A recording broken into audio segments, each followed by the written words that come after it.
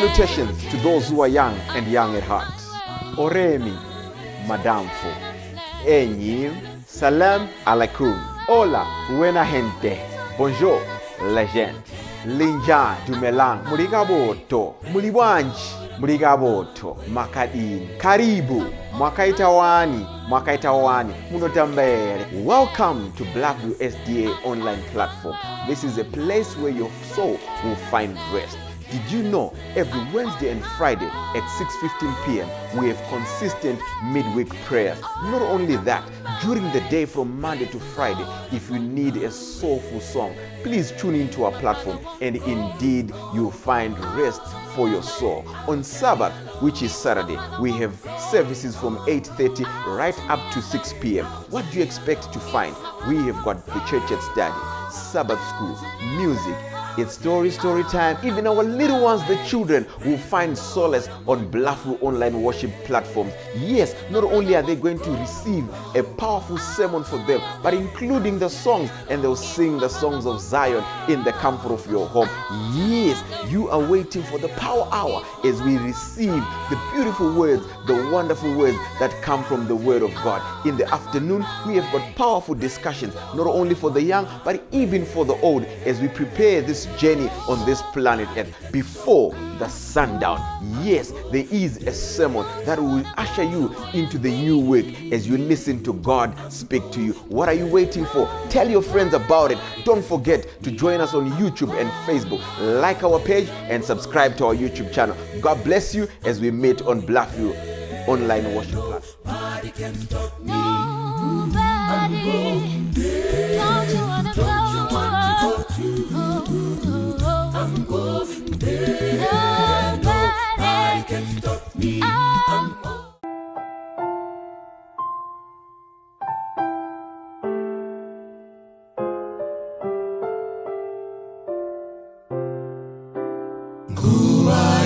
Kuna mata moyo unofawa toya kuna Jesu ponesi wedu nekutenda toya kuchishangu chedu ora pawa kaneta shakana kakuwayo mukuna mata tino komborerwa ora pawa kaneta shakana kakuwayo nguwaye kuna mata tenzi oswenera anetsiti kunzwabana vachichema jesefinoji isma pamakumbo ake ora pawa kaneta shakana kakuwayo mukuna mata tino komborewa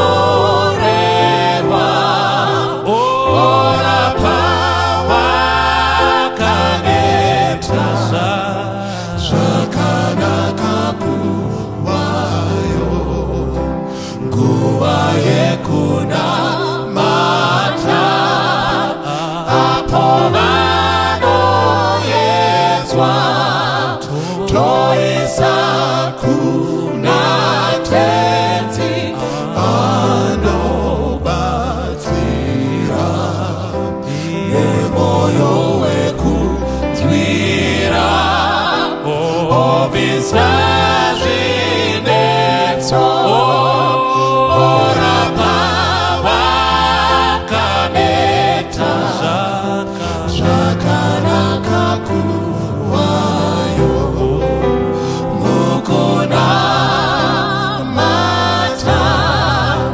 tinokomborerwa ora pawakaneta zvakanaka kuvayo panguva yemunamato tinomusimbira zvikomborerwa zvese tinozviwana mukusimbira iye hakuna namuto ora pawakaneta zvakanaka kuvayo mukuna mata tinokomborerwa ora pawakaneta zvakanaka kuvayo mukuna mata tinokomborerwa ora pawakaneta zvakanaka kuvayo ora pawakaneta zvakanaka kuvayo.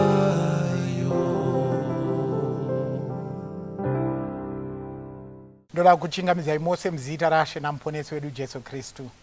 Toda kutenda Mwari nechipo cheupenyu anoramba achitipa umwe mikana wekuti tisebere pedyo naye, pada tingafanane naye. Ndo chinangwa chaMwari. Shungu dzaMwari ndedzekuti tose tivandudzwe tifanane naye mumararamiro, mumatauriro, mumafambiro, mumapfekero kana mumadyiro. Zvose zvedu zvatoita zvifanane naMwari. Now ngatikasike tichimbidzike tipinde mushoko redu ranhasi. Shoko redu ranhasi tichariona mubhuku raJohane. Johani chapter 9 verse ndeya 1 kusvika pana 2. Johani chapter 9 verse ya 1 kusvika pa 2. Jesu akati achipfuura akaona munhu wakanga ari bofu kubva pakuberekwa kwake. Vadzidzi vake vakamubvunza vachiti, Rabhi, ndianiko wakatadza, uyu kana vabereki vake, zvaakaberekwa riri bofu? Ndianiko wakatadza, uyu kana kuti vabereki vake, nekuti akaberekwa riri bofu? Soro wedu wenyaya unoti Mhirizhonga. Kadzorei usi wedu tiinamate. Mwari wari kumusoro kudenga atendwai, rumbidzwai, shoko renyu raraurwa, chiraurai, mutaure muri moga. NdiJesu tanamata. Amen. Now, ndoda kuti mucherechedze. Jesu ari kufamba nevadzidzi vake. Now vari kungopfuura. Now pavari kupfuura vanoona murume akagara pasi. Now murume uyu ibofu, and zvariri bofu haoni, and akaberekwa akadaro. Now Bible rachimbidza kuisa pachena zvikanzi Jesu akaona munhu. Vadzidzi ndokuona condition. Jesu paari kufamba nevadzidzi vose vakaona murume uyu. But I want you to see the difference. Vose vakaona murume uyu, but Bible para kunyorwa, John paari kunyora, paari kuti asi Jesu akaona munhu. Mubvunzo wamunofanira kuchimbidza kuita ndokuti saka vadzidzi vakaonei? Vakaona chitsiga here? Vakaona muti here? Vakaona imbwa here? Vakaonawo munhu. But vadzidzi manje havana kuona munhu, vakaona condition. Jesu ndiye akaona munhu. Regandira panure chirawe. Nasu no, you people do not see the need. They see a condition. That's why muchiona upombwe uri mumunhu hamuoni munhu ari kuda rubatsiro, munokasika kunotisa upombwe. That's a condition. But Mwari ngaavongwe nekuti haoni condition. He sees the need of a man. Saka Jesu anoona munhu. And to make it worse, vadzidzi vanoona a learning point. Saka mmoyo mavo vakati right, light bulb moment yasvika, nding, Jesu ndianiko akatadza? While we are at it, chibvai matirapanurira, ndianiko akatadza? Saka they are not concerned with the man but the condition. Ndiani akatadza? Ndibaba here, ndimai here, kana kuti ndiye? If the world is needing anything today, it's the sight to see men, not conditions. That's why it's easy kuona umbava, uroi, kunyepa kwemunhu. It's just but a condition. But praise God, he sees a man. Now Jesu anobva adasha mahopes awo zvikanzi sorry, hapana, no one. Now I'm sure vanosara vane mubvunzo, no one. Saka how come ibofu? How come ibofu? And mukaramba muchirava nyaya yacho, Jesu anobva atoti aiwa, uyu zvakaitirwa kuti simba raMwari rionekwe. Saka I'm sure akatanga, oh, simba raMwari, God's strength is showed in weakness. Uyaneni kuna 2 Corinthians chapter 12 verse 9 through 10. Paul akumbira kuti Jesu Mwari abvise munzwa munyama. 3 times he sought the Lord, but answer yakaramba iri the same. My grace is sufficient for you, for in your weakness is my strength made perfect. Mwari akada kuti simba rake riratidzwe muutera. Saka anoti aiwa uyu haana. Panguva iyoyo Jesu ndokutokanya dope nemate ndokuzora mumaziso ake zvikanzi endai munogeza mudziva Silomu. Murume uya ndokuenda. And I want you to notice anotumwa achiri blind, haasati akuona, but anotumwa zvikanzi endai munogeza budi mudziva Silomu. Ndokuenda, ndokugeza, ndokuona. Panguva haachatooni Jesu. Haana kuzomboona Jesu. But now verse 8, I love verse 8 because verse 8 inondisira pachena kuti miracle is setting a miracle iri kuitika somewhere kusiri kudhuze nekuchechi, and miracle musi weSabata pairi kuitika. Saka but kwairi kuitika kumana kumaraini kwemuchinda. Why do I say that? Come with me to verse 8. Verse 8 inoti vakanga vagere naye navaimuona kare kuti ndiye waikumbira, vakati ko uyu hazi iye waigara achikumbira here. I love it in English. The neighbors therefore. Saka murume uyu anotori neneighborhood yaanogara, and muneighborhood vanotomuziva kuti uyu ibofu anogara achikumbira. Saka they know his condition. Saka pavaona condition manje, condition yachinja. And I want you to notice, they are so fixed on the condition, not the man. Saka they knew his condition when he was blind. They now see his new condition when he can now see, never the man. It's all about the condition, Nemun. Saka condition yachinja, zvikanzi imi. And you see, they attach conditions to the condition. Not no, meaning they never had anything to do with this condition. Because they would say, ndiye uya watinobatsira every, ndiye wataibatsira. Ndiye aigara achikumbira. They are not even concerned. So people will talk about your sinning, but never will they help you. But praise God. God loves the sinner, but he hates the sin. Isuvanu, we love the sin and we hate the sinner. That's why it is a condition. Saka makaita Mhirizhonga mumaraini.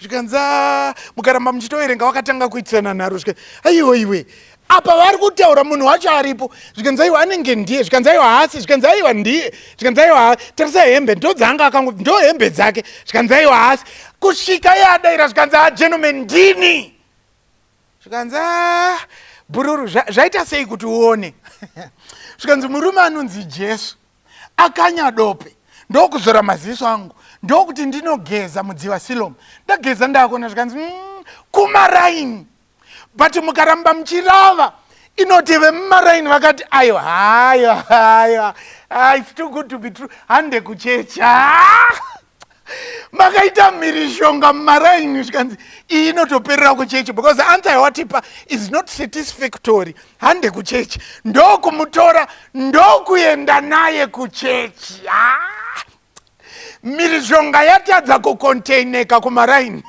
zvikanzi inoperera kuchechi ko mama mboregererei kuenda kuchechi kuseni kwacho naimi vanogara mumaraini ndokuenda naye kuchechi ndokusvika naye kuchechi vasvika naye kuchechi zvikanzi varume sorry kungoti nehembe dzatakapfeka nhasi hazvigoni kuti tipinde muchechi asi tiri kukumbirawo vakuru vechechi ngavauye pano vakuru vechechi ndiri kuvaona vachibuda zvikanzi nyaya yenyu ndeipi zvikanzi vakuru sorry kukunetsai toziva mamuri muservice taita kaproblem kumaraini zvikanzi problem yenyu ndei murume utomuziya arakazvarwa riri bofu but akuona zvikanzi ava problem yenyu ndeipi zvikanzi kadescription kacho kaatipa kemaonero takutodai mimi wezvomweya zvikanzi aita sei zvikanzi imbomubvunzai murume ndokumira ende hanyari kana Mwari akashanda muupenyu hwako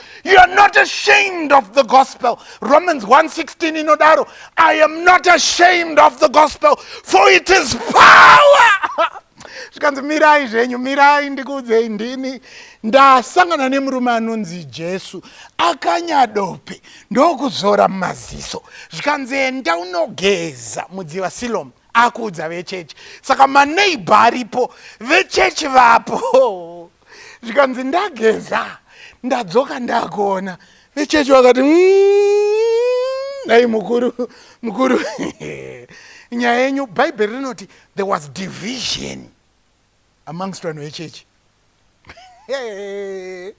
murume anga angonatswawo akukonzeresa Mhirizhonga atanga kukonzeresa Mhirizhonga kumaraini Mhirizhonga yaoverspilla yakuchechi vekuchechi vatodivhaidhika aiwa hakuna munhu and there was no miracle yanga yamboitwa even in Old Testament times yekuti bofu rinooneswa saka this was the first incident to be recorded muchechi dzako and vaitoattributa kuti munhu akasvinudzwa it's only an act of God hakuna munhu anozvigona saka chechi yatsemuka manje mane Mhirizhonga yabva kumaraini yamuchechi manje muchechi vasplit zvikanzi aiwa wakomani ndimwari zvikanzi aiwa kana kuna Mwari anoita zvakadai Mwari upi wakomani munoerenga sei zvikanzi aiwa ndimwari kano vasplit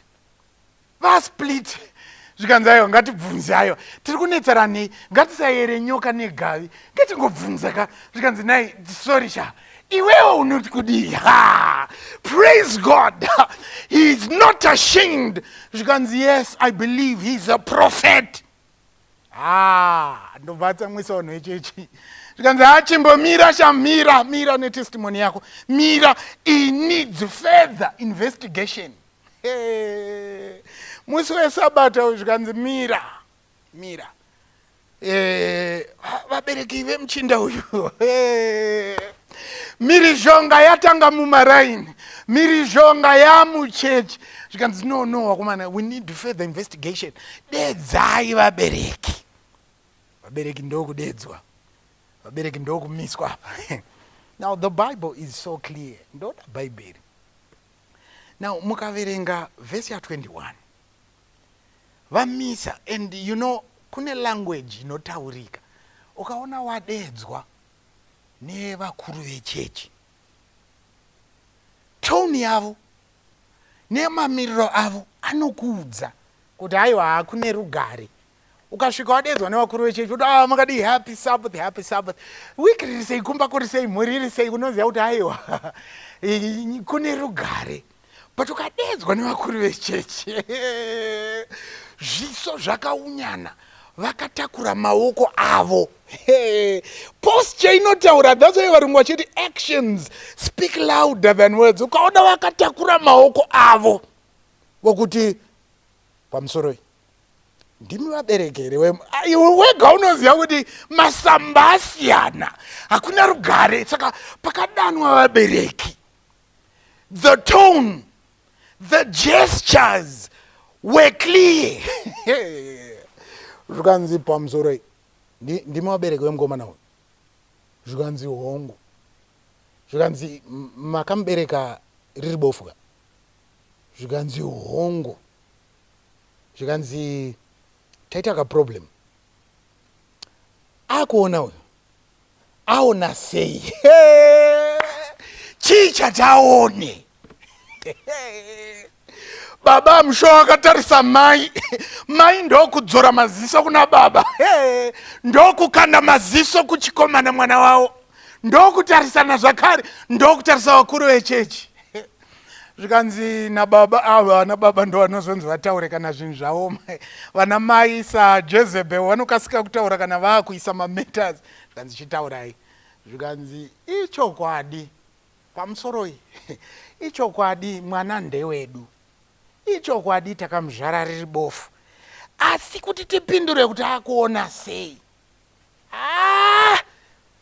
Munhu abva zera anogona kuzvidairira.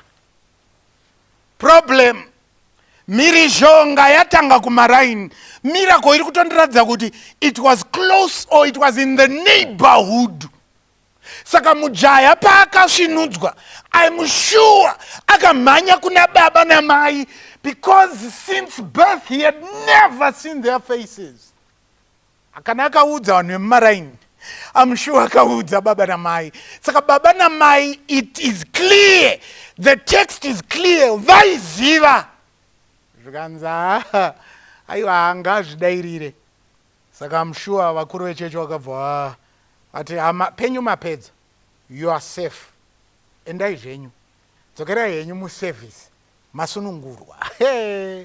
Vhesi ya22 ndo yandoda, vhesi ya22 chimira ndidzike newe pavhesi ya22. Vhesi ya22 inondinakidza manje. Zvikanzi vabereki vake vakareva izvozvo nokuti vaitya vaJudha, nokuti vaJudha vakanga vatotenderana kuti kana kuno munhu unotenda kuti ndiye Kristu aburitswe musinagogu.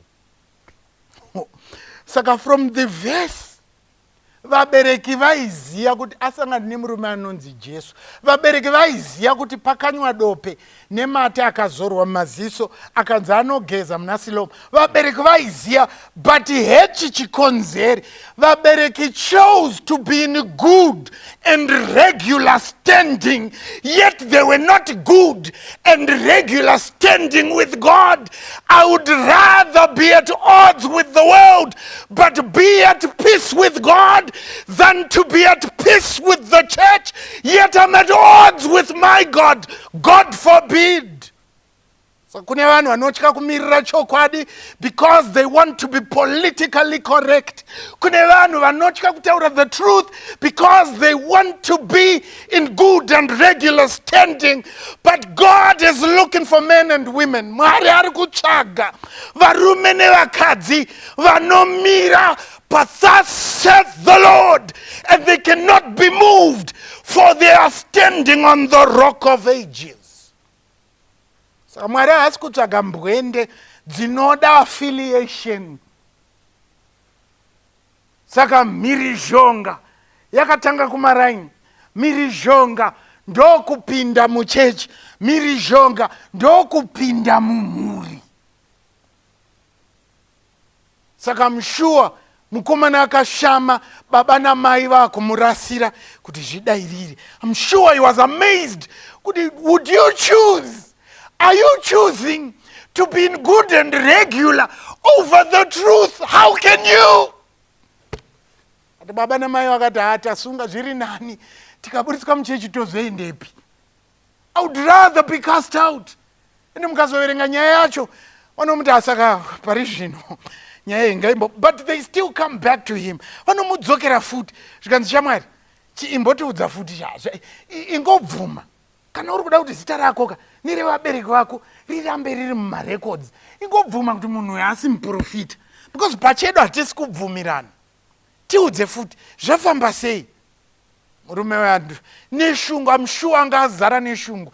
Zvikanzi varume, I've told you not once, I've told you, if I tell you, are you going to repent and also be his follower? Zvikanzi get away mani we, hatiteeri isusu tiri waMozisi.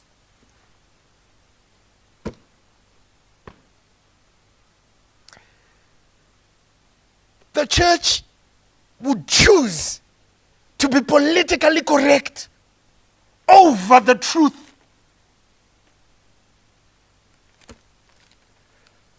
God is looking for men and women vanomsarudza, nyangwe the world will laugh and reject them.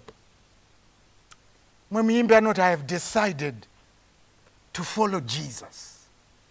No turning back, no turning back. The world behind me, the cross before me.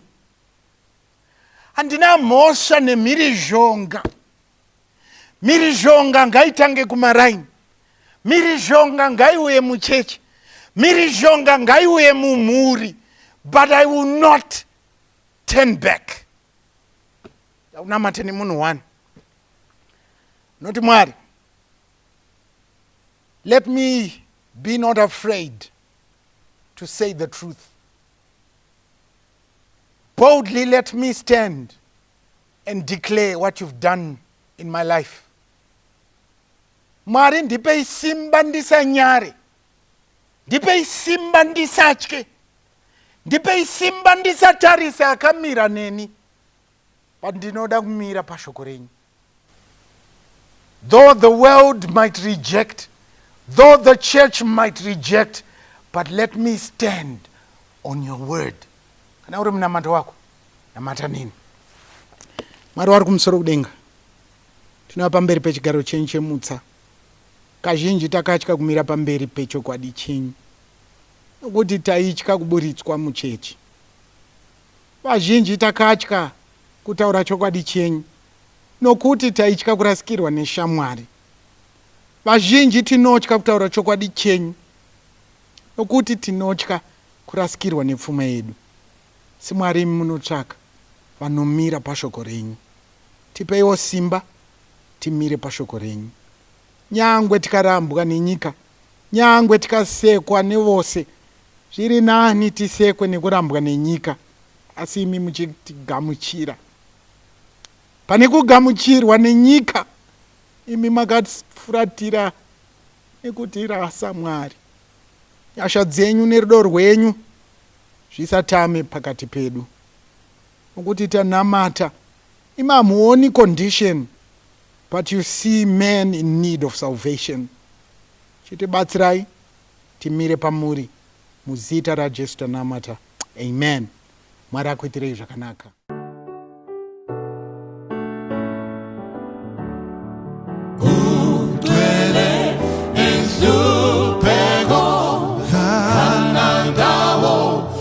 Jesu utunji wengu flaba nawo ujesu nago myango ilogo ongongota Israel yago tena